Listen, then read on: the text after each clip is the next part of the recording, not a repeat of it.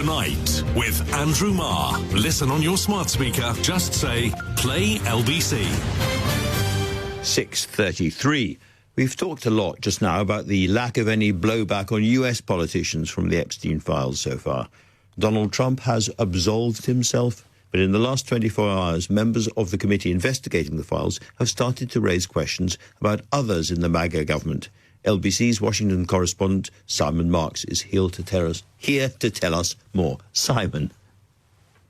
Well, Andrew, you know, you can always absolve yourself just a little bit too early, and there must be fears at the White House that Donald Trump can't actually yet claim full and complete absolution arising out of those 3 million pages of documents that were released just over a week ago. Certainly, calls have been growing over the last couple of days for the resignation of his Commerce Secretary Howard Lutnick. We all know Howard Lutnick. He's the garrulous, cocky individual behind Donald Trump's tariffs policy, the man who travels all over the world lecturing other governments about trade and the president's determination to wage a trade war against them. Well, today he was hauled up before the United States Senate, where Senator Chris Van Hollen of Maryland went after Howard Lutnick over revelations in the Epstein files that Mr. Lutnick did not sever ties with the disgraced and deceased sex trafficking financier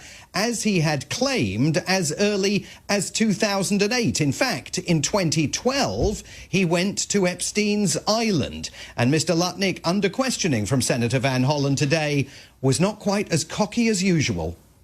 Did you, in fact, make the visit to Jeffrey Epstein's private island?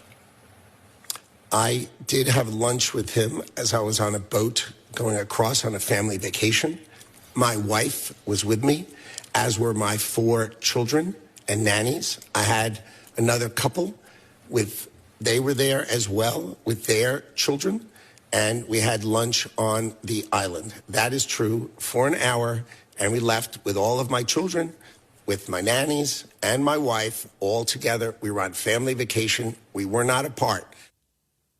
He said that there was nothing untoward about his interaction with Jeffrey Epstein during that lunch on the island, nor indeed anything untoward about a subsequent meeting that he had with Mr. Epstein at Mr. Epstein's New York home, although he pushed back at suggestions that he had attended a dinner there.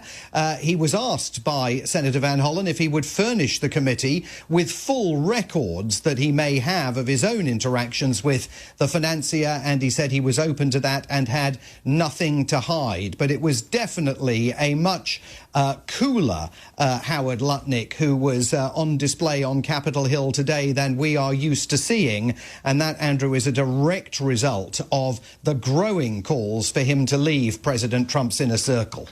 And also, I noticed from Congressmen today, lots of comments about the number of redacted names still there and suggestions that there are many more quite prominent people whose identities are yet to be revealed.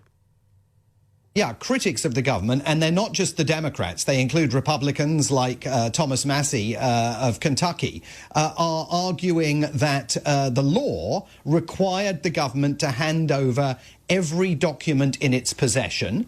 They handed over 3 million of them late. Don't forget, they were pretty late responding to the deadline that was set in that law, but they held another 3 million documents back.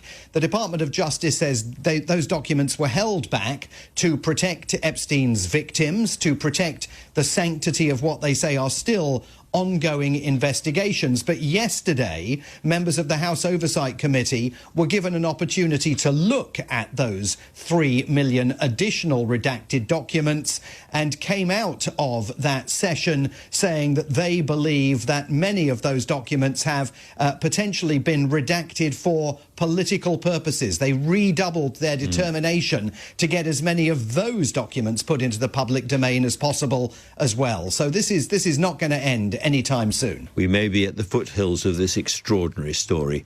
Simon, thank you very much indeed for that.